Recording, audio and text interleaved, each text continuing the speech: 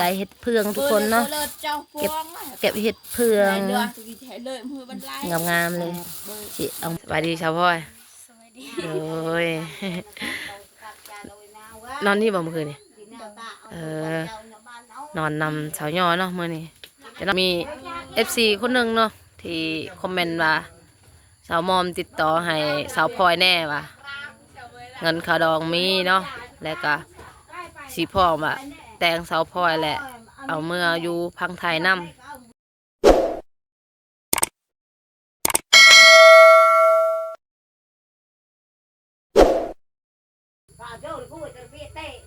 สบายดีทุกคนสบายดีตอนเช้าๆเนาะมื้อนี้เฮากะอยู่เหือนสาวยอดคนเนาะไปกับแม่สาวยอดแหละมาเยี่ยมสาวยอดบ่สบายเนาะ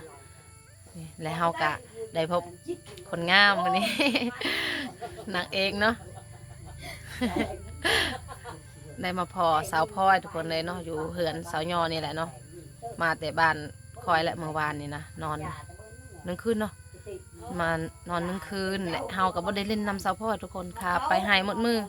เมื่อวานนี่นะแล้วก็มาพ่ออยู่บ้านสาวยอนี่อีกค่ะเดี๋ยวเฮาสิถามเรื่องราวของสาวพลอยเนาะหลังจากเอาผัวไปนะว่าอันใช้ชีวิตแบบใดเนาะเดี๋ยวให้ทุกคนเบิ่งสาวพลอยเนาะสวัสดีสาวพลอยโอ้ยนอนนี่บ่เมื่อคืนนี่นอนนำสาวยอเนาะมื้อนี้จะนอนนี่ก็เมื่อบ่สาวยอบ่สบายอยู่เป็นไข้บ่เป็นโดนล่ะเป็นหาวมือแหละเส้นทางสบายอยู่บ่พลอยไปอ่ะสบายเนาะเขาแบบแล้วแหละเขาอันก่อสร้างอ่ะแล้วแหละสักเขาให้ได้กินปลาตลอดเนาะอยู่บ้านน่ะแม่นบ่อัดเธอดอนช่วยจ้าแต่จ้านี่รู้ป่ะมืดเนาะทุกคนได้กินอาหารตลอดสาวพลอยอยู่บ้านผัวเนาะเพราะว่าบ้านผัวสาวพลอยก็มีน้ำเสเนาะหากินก็ง่ายแต่ว่าเส้นทางก็สบายอยู่เดี๋ยวนี้ทุกคนถ้าว่าไปเนาะก็ถ้ามีโอกาสก็ว่าสิไปอยู่บ้านสาวพลอยทุกคนเลยม่วนไปเนาะในการเขาเดินทางเขาเห็นวิวงามอีหลีค่ะมี FC คนหนึ่งเนาะที่คอมเมนต์ว่าสาวมอมติดต่อให้สาวพลอยแน่ว่ะเงินขาดองมีเนาะแล้วก็สีพ่อมาแต่งสาวพลอยแหละเอาเมื่ออยู่พังไทยน้ำแต่ว่าสาวพลอยเอาผัวแล้วเด้อบริสุทธิ์แล้วเนาะพลอยเอาผัวแล้วเห็นหายบ่เสียระยะหายยังเป็นจังไรผัวแพงอยู่บ่แพงแล้วแพงยืดตอนนี้ผัวกับไปเฮ็ดเวียกน้ำมันบ่ตามอยู่บ่เขาตามเนาะอยู่ป่ะอยู่กับผัวอันเห็นหายอยู่ในผู้เนาะมันไกลจากบ้านเลยบ่แล้วก็ไปนอนอยู่หันเลยอันแบบว่าอยู่ในเฮือนผัวหันเป็นยังไงมีความสุขอยู่บ่คิดฮอดอยู่บ่แบบว่าคิดฮอดอยู่บ่บ้านตัวเองนะคิดฮอดเนาะแต่ว่าแบบว่าผัวฮักผัวแพงกะแบบว่ามีความสุขกับผัวแล้วเนาะ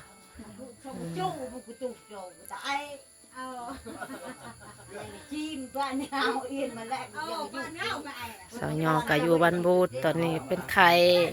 คนทองเนาะสักเดือนละ5 เดือนแล้วเนาะนี่แหละทุกคนเลยแต่เราเปิดอันช่องใหม่ๆเนาะก็มีสาวยอแล้วก็มีสาวพลอยแต่ตอนนี้นะเขาเจ้าก็เอาผัวไปหมดแล้วเนาะยังเหลือแต่เฮานี่แหละ เจ้าที่พอยังทันถือบ่เลยเก่งเด้ดนเด้อเนาะ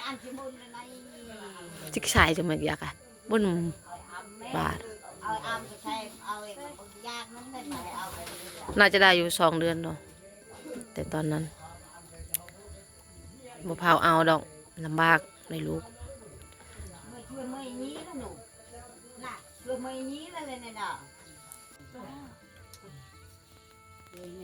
ชาวหยอกำลังกินข้าว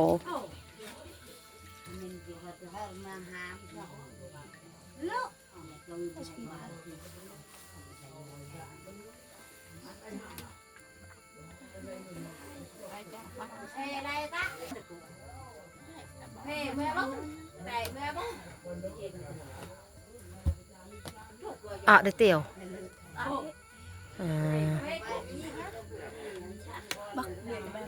เรากินตัวนูเนาะปิ้งนูแต่เราไปจำแจวเลยเผ็ดเราบอกปากเราบาดเบิด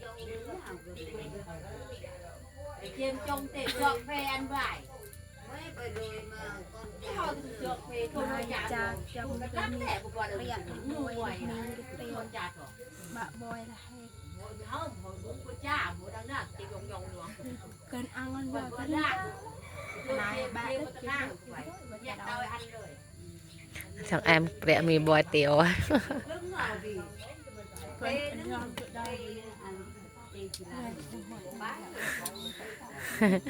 สาวพออยากมือเนาะ2 มือแล้วอยู่นะวันนี้ก็อยู่บ้านคอยนั่นเนาะเราเยี่ยมแม่เราแล้วก็น้าบ่าวของเราและมื้อนี้หันมาเยี่ยมสาวย่ออีกนอนอยู่เฮือนสาวย่อมื้อนี้แล้วเราอยากมือแล้วบัดนี้กินฮอดเฮือนตัวเองบ่กินฮอดอันย่าให้แหละถามเนี่ยแม่ย่าเจ้าแพงอยู่บ่แพงเนาะดีแล้วที่ว่าอันแม่ย่าแพง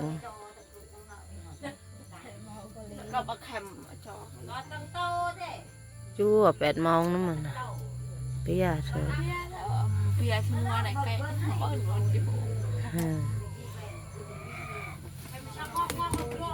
เราชิมอเนาะเพราะว่ามืดครึ้มนะมือนี้เลยเส้นทางกะยากนะ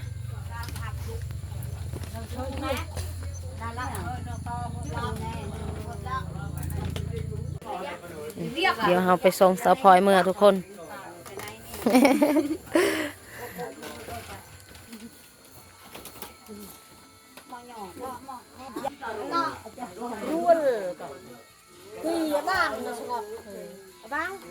อันป้าตะเกียดึงบางที่ไหนปกติได้จูบางซะบางเลยจูอันไป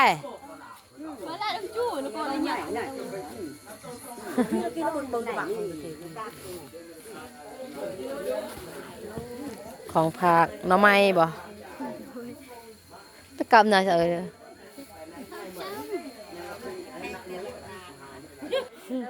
ว้าขังเนาะ3 นี่ฮะโอ้โย่ชานให้ลุงหั่งมีมะเขือหมอพิมพ์เหรอโดยช้อนเงี้ยติวงคือโดยช้อนตะบูกี่ลูกฮักก็คืออันตาน้องกูคักแล้วมันบกขาดแล้วว่ามันทนก็มันใช้เต้นเนี่ยโอ้ฉันชิกินป่า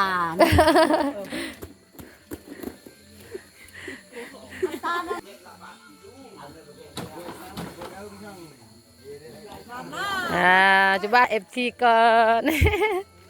เมื่อแล้ววันนี้เนาะไปเห็นหน้าอีกแล้วโดนอีกแล้วเนาะแต่สะพอยเอาพัวจนหอดมื้อนี้แหละที่ว่าเห็นหน้าสะพอยอีกทุกคนป่าเลยจูเลย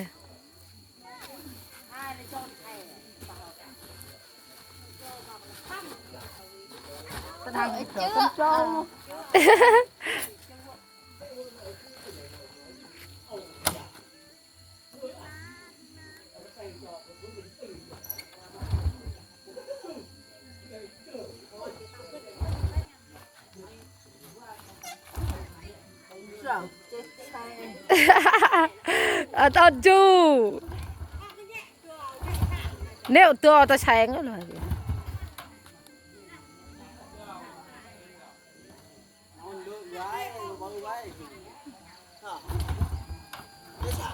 ช่างชื่อ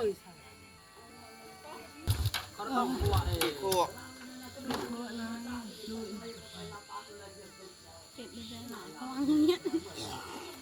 วินเมืองเยิงห่อง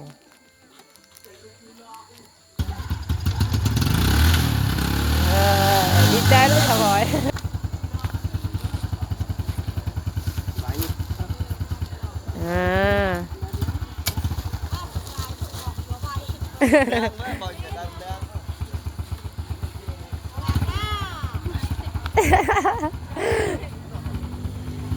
อยู่บ้านพลอย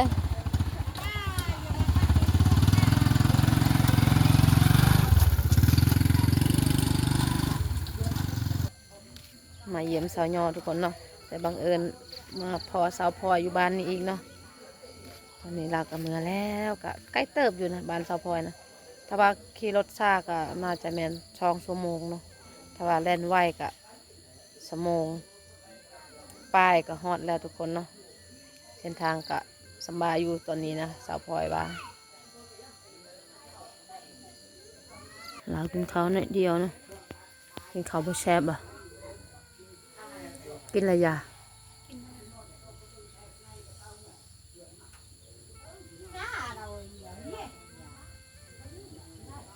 เฮ็ดเวียกหนักบ่จังบ่สบายบ่ได้หนักบ่ได้ตามข่าวเนาะบ่ได้แบกพื้นบ่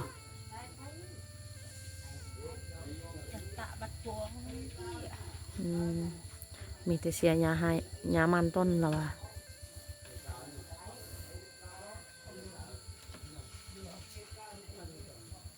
นอนพักผ่อนนี่ได้เห็ดเพืองทุกคนเนาะเก็บเห็ดเพือง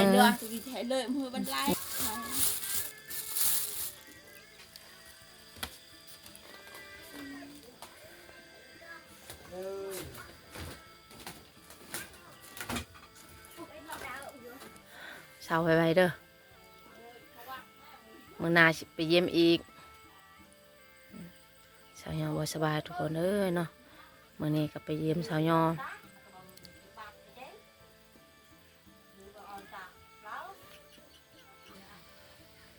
และก็สิปิดคลิปเมื่อก่อนทุกคนเนาะ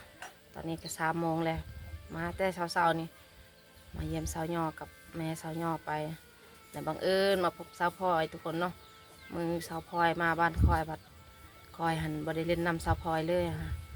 ไปให้เนาะแต่มื้อนี้พบสาวพลอยอยู่เฮือนสาวยอนี่ก็ถามสาวพลอยเนาะการเป็นอยู่ของสาวพลอยค่ะเป็นจังไดผัวฮักผัวแพงหรือบ่แม่ย่าน่ะคนในครอบครัวของสาวพลอยเนาะแต่สาวพลอยว่าเขาเจ้าก็ฮักแพงเนาะก็ดีใจนำทุกคนเนาะแล้วเราก็สิปิดคลิปเมื่อก่อนทุกคนขอขอบคุณเด้อที่กดติดตามนะครับส่งฝากกดไลค์กดแชร์เพื่อเป็นกำลังใจให้แน่แล้วพบกันใหม่ EP หน้าสำหรับ EP นี้ลาไปก่อนสวัสดีเด้อไปก่อนขับรถเมื่อก่อนทุกคนแต่บานบูธหาบานเฮากับ1 ชั่วโมงเนาะขับรถนะเดี๋ยวเมื่อก่อน